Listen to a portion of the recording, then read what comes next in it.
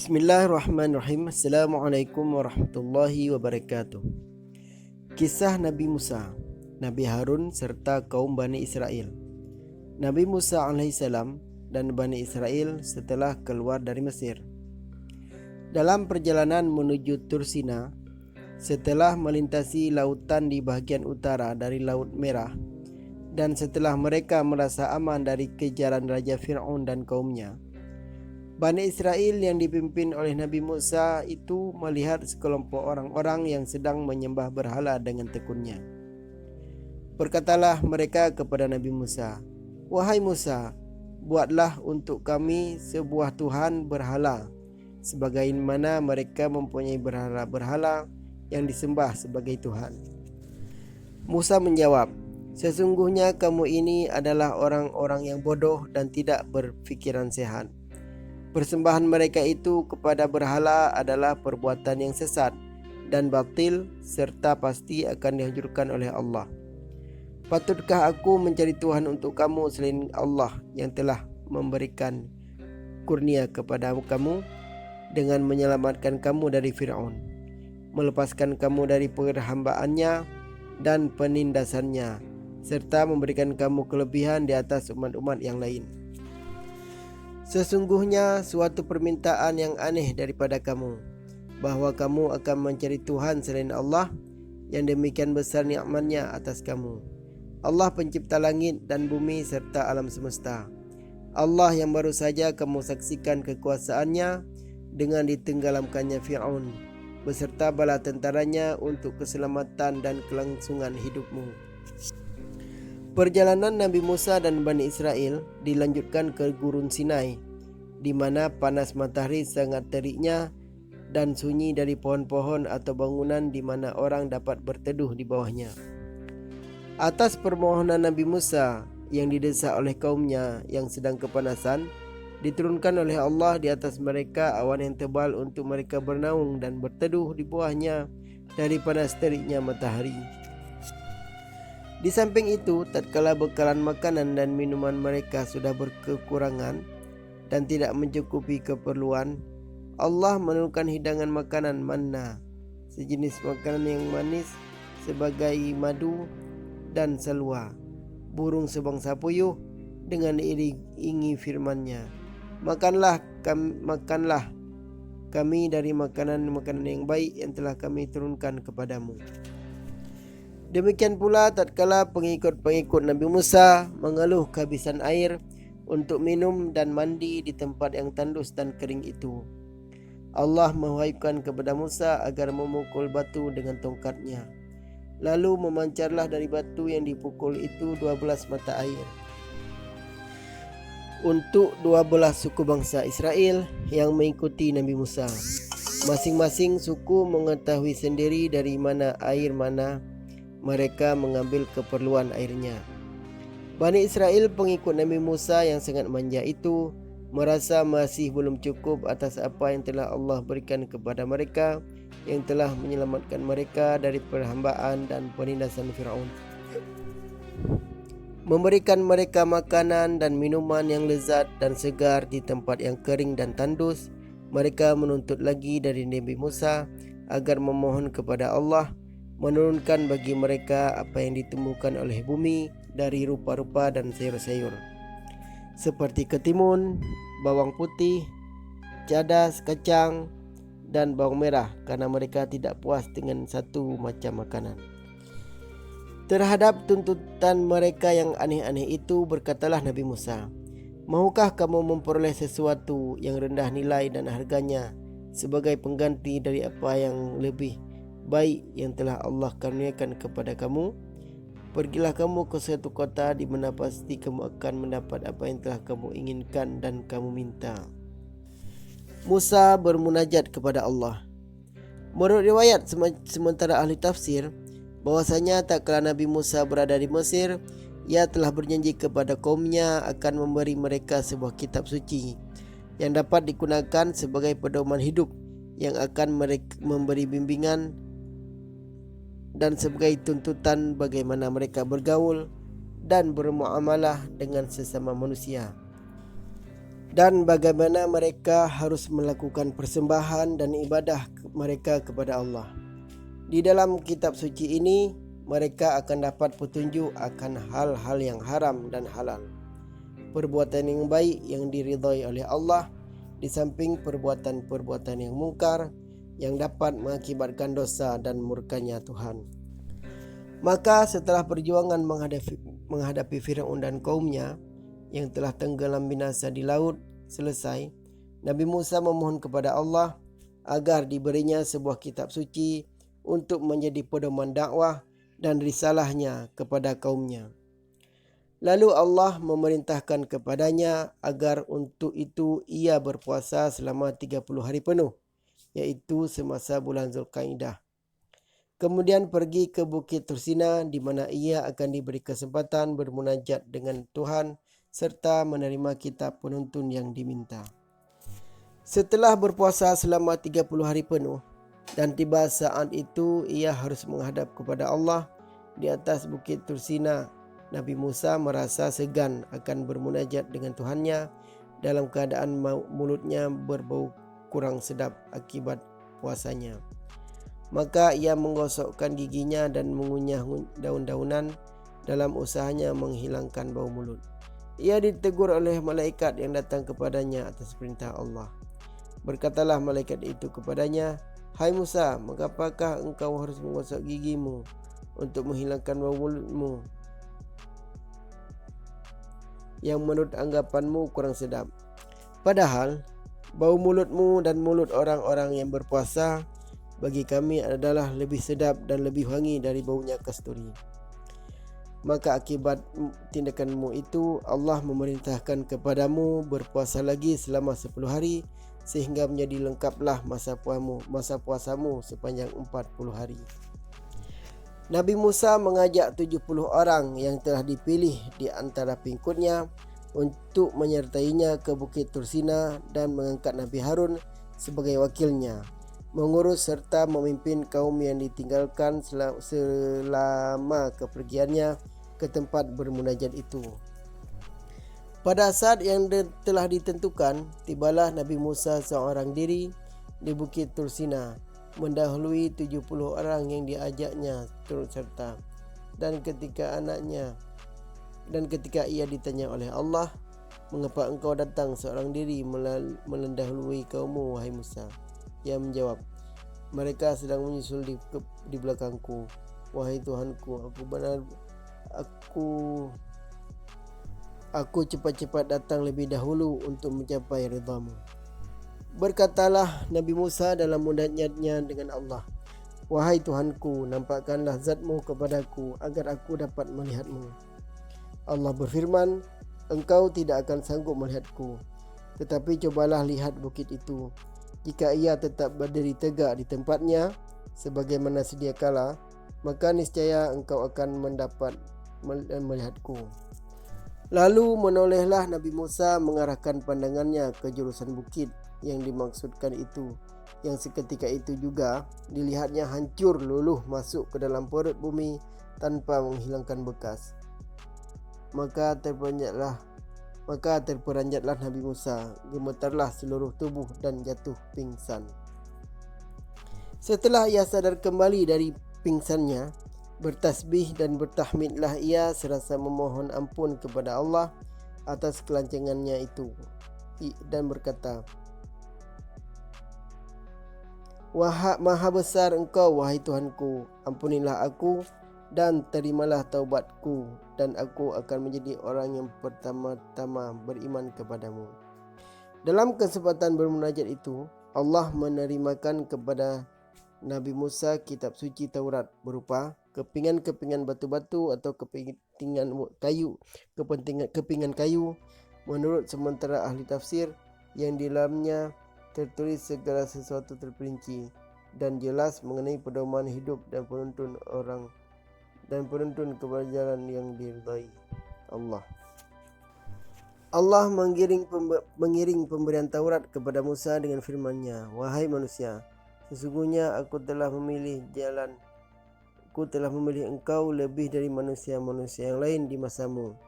untuk membawa risalahku dan menyampaikan kepada hamba-hambaku. Aku telah memberikan kepadamu keistimewaan dengan bercakap-cakap langsung dengan aku. Maka bersyukurlah atas segala karuniaku padamu. Maka bersyukurlah atas segala karuniaku kepadamu dan berpegang teguhlah pada apa yang aku tuturkan kepadamu.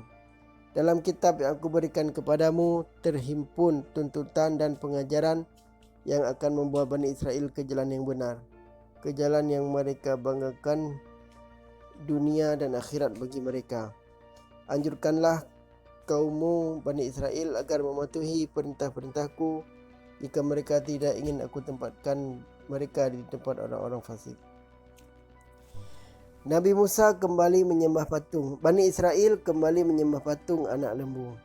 Nabi Musa berjanji kepada Bani Israel yang ditinggalkan di bawah pimpinan Nabi Harun bahwa ia tidak akan meninggalkan mereka lebih dari 30 hari dalam perjalanannya ke Tur Sina untuk bermunajat kepada Tuhan. Akan tetapi berhubung dengan adanya perintah Allah kepada Musa untuk melengkapi jumlah hari puasanya menjadi 40 hari, maka janjinya itu tidak akan ditepati dan kedatangannya kembali ke tengah-tengah mereka tertunda menjadi 10 hari, lebih lama daripada yang telah dijanjikan.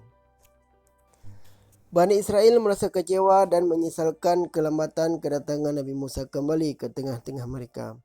Mereka menggerutu dan mengomel dengan melontarkan kata-kata kepada Nabi Musa seolah-olah ia telah meninggal mereka dalam kegelapan dan dalam keadaan yang tidak menentu.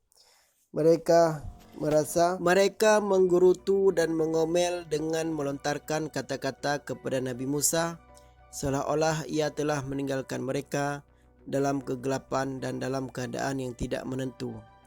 Mereka merasa seakan-akan telah kehilangan pimpinan yang biasanya memberi bimbingan dan petunjuk-petunjuk kepada mereka.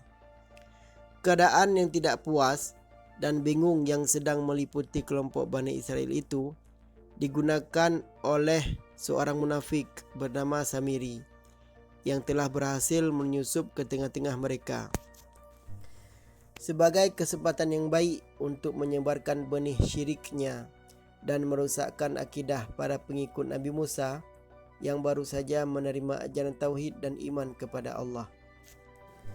Samiri yang munafik itu menghasut mereka dengan kata-kata bahwa Musa telah tersesat dalam tugasnya mencari Tuhan bagi mereka dan bahwa dia tidak dapat diharapkan kembali, dan karena itu dianjurkan oleh Samiri agar mereka mencari Tuhan lain sebagai ganti dari Tuhan Musa.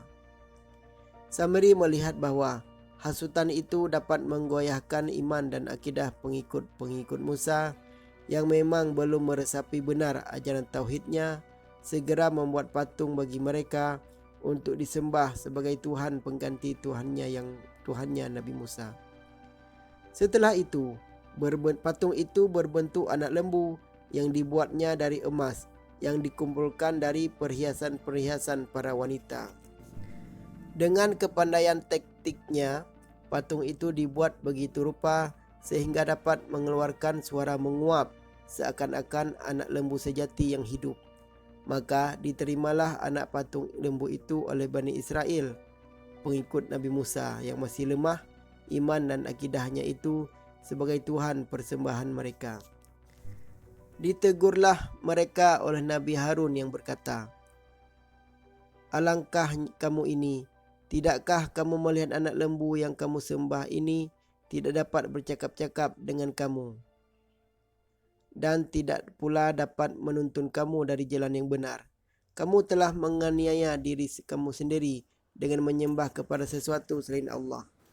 Teguran Nabi Harun itu dijawab oleh mereka yang telah termakan hasutan Samiri dengan kata-kata, "Kami akan tetap berpegang pada anak lembu ini sebagai Tuhan persembahan kami sampai Musa kembali ke tengah-tengah kami."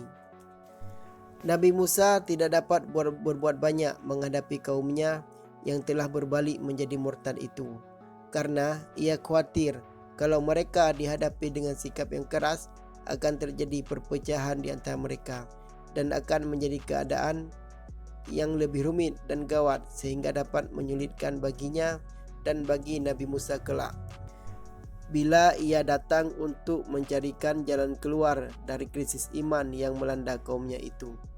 Ia hanya memberi peringatan dan nasihat kepada mereka sambil menanti kedatangan Musa kembali dari Tur Sinai.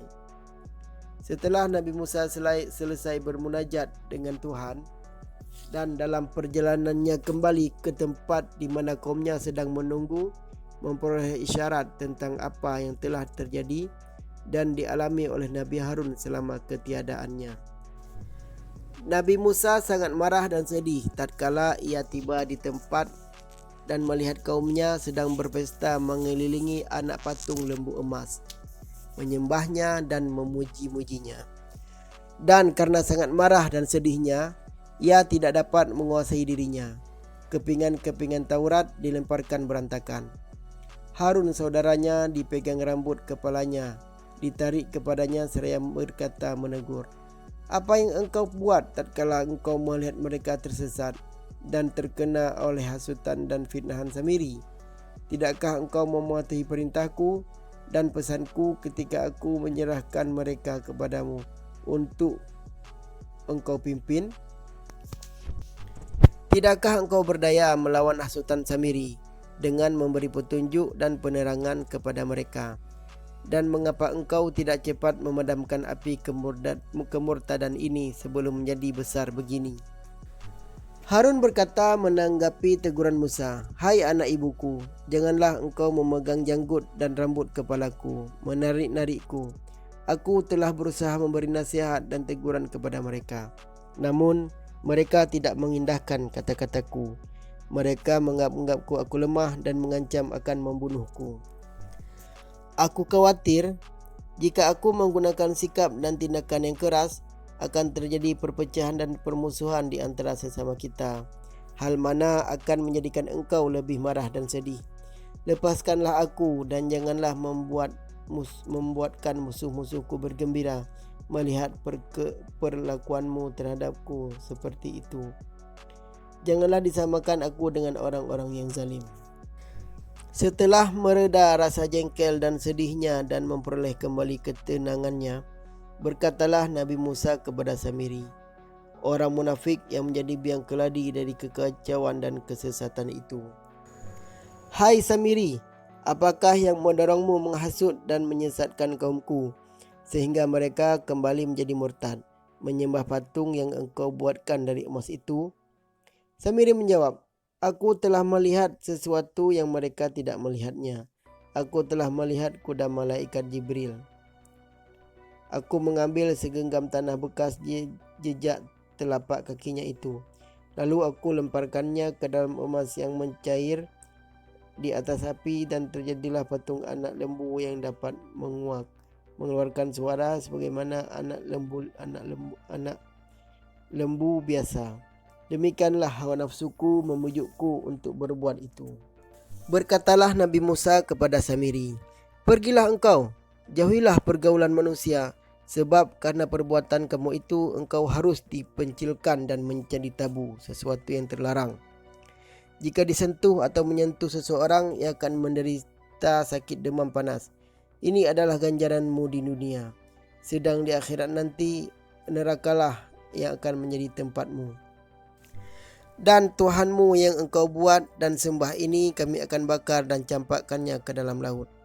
Kemudian berpalinglah Nabi Musa kepada kaumnya berkata, "Hai kaumku, alangkah buruknya perbuatan yang kamu telah kerjakan setelah kepergianku.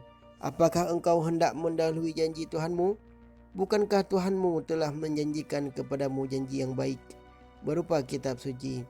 Ataukah engkau menghendaki kemurkaan Tuhan menimpa atas dirimu karena perbuatanmu yang buruk itu dan pelanggaranmu terhadap perintah-perintah dan ajaran-ajaranku?"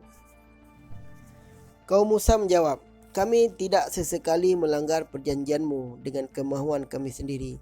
Akan tetapi kami disuruh membawa beban-beban perhiasan yang berat kepunyaan orang Mesir, Yang atas anjuran Samiri kami lemparkan ke dalam api yang sedang menyala.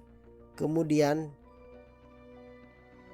perhiasan-perhiasan yang kami lemparkan itu menjelma menjadi patung anak lembu yang bersuara, sehingga dapat menyilaukan mata kepala kami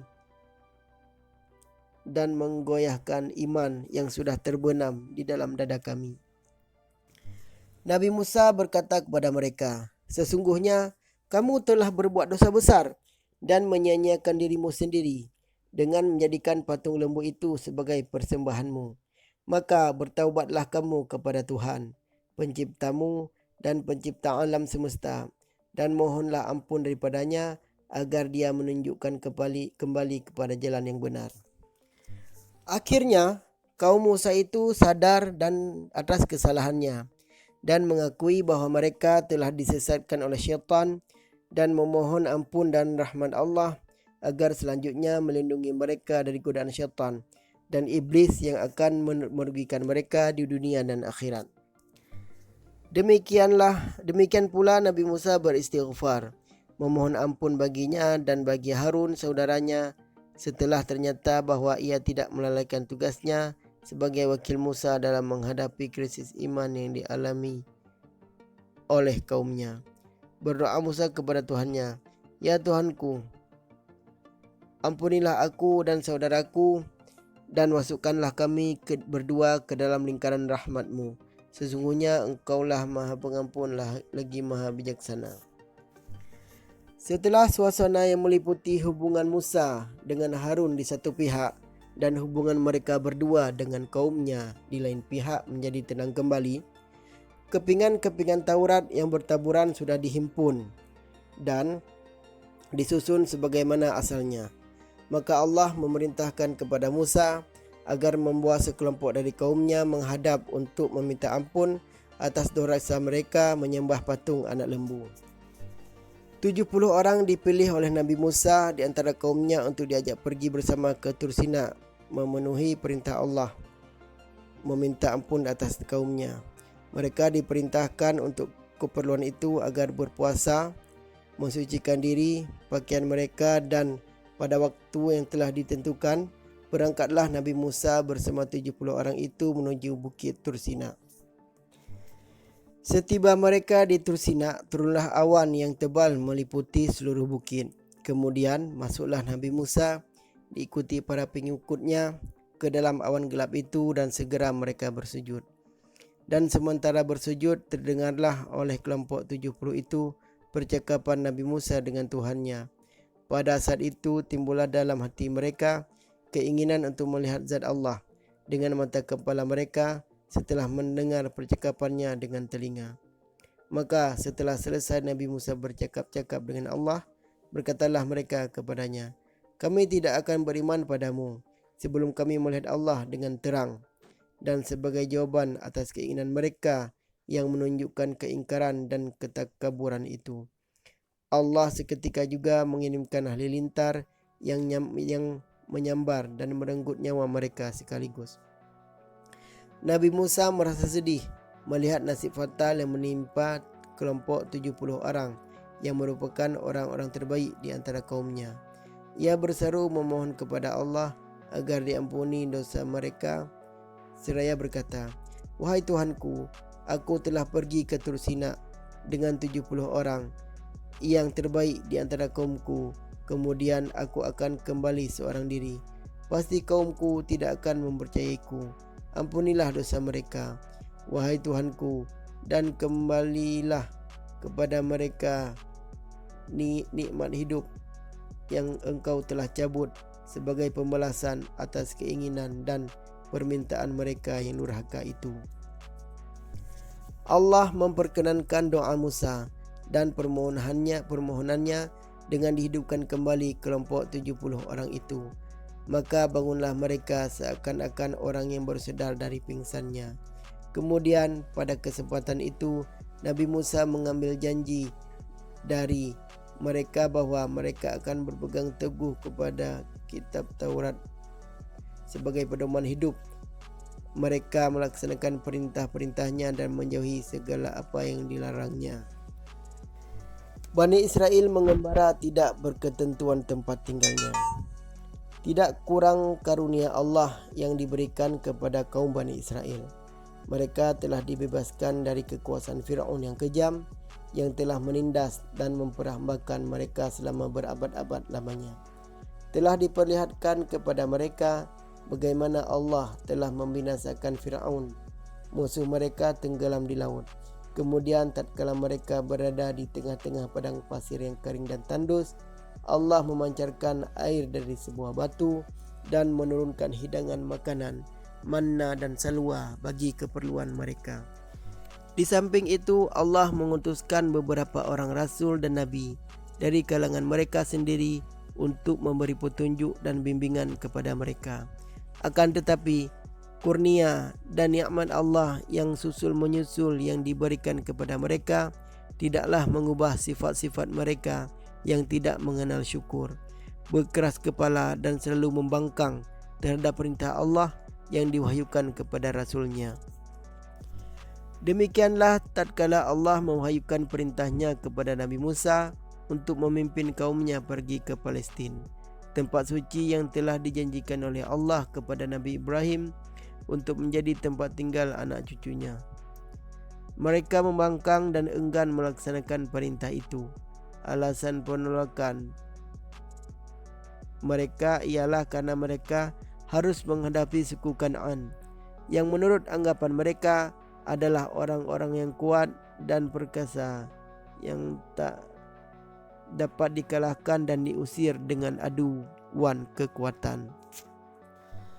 Mereka tidak mempercayai janji Allah melalui Musa, bahawa dengan pertolongannya mereka akan dapat mengusir suku Kan'an dari kota Ariha untuk dijadikan tempat permukiman selama berabad-abad lamanya.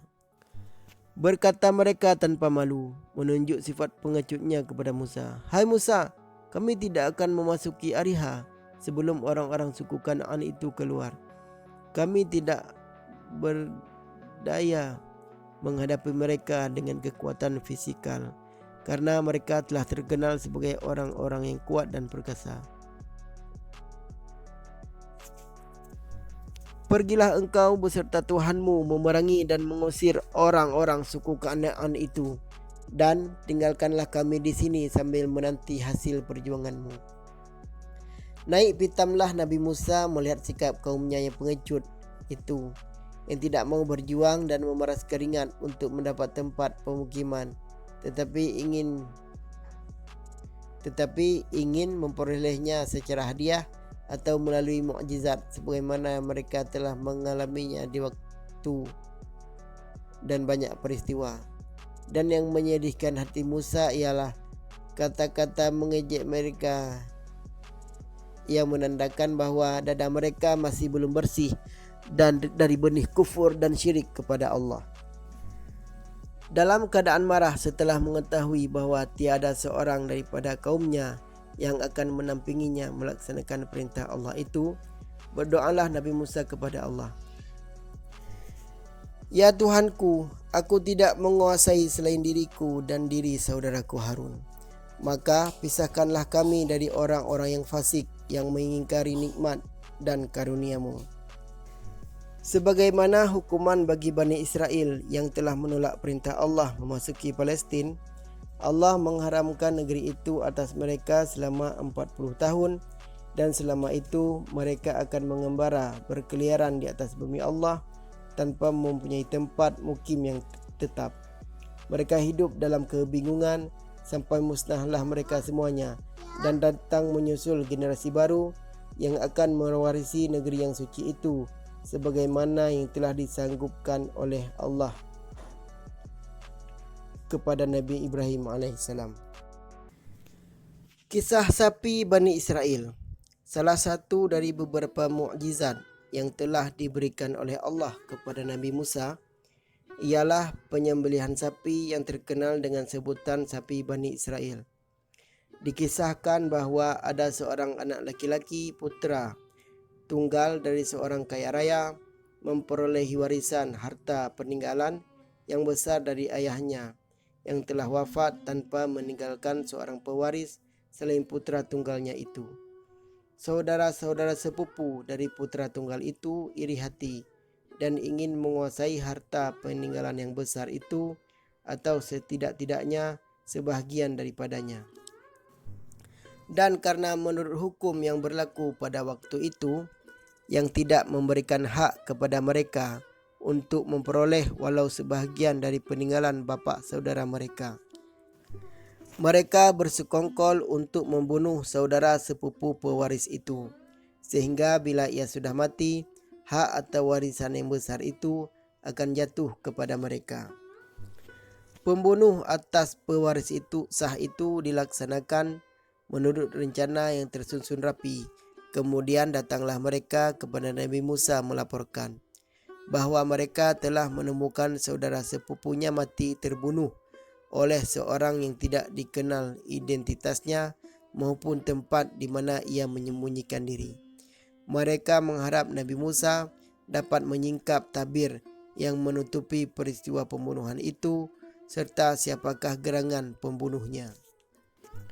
Untuk keperluan itu, Nabi Musa memohon pertolongan Allah yang segera mewahyukan perintah kepadanya agar ia menyembelih seekor sapi, dan dengan lidah sapi yang disembelih itu dipukullah mayat sang korban yang dengan izin Allah akan bangun kembali, memberitahukan siapakah sebenarnya yang telah melakukan pembunuhan atas dirinya.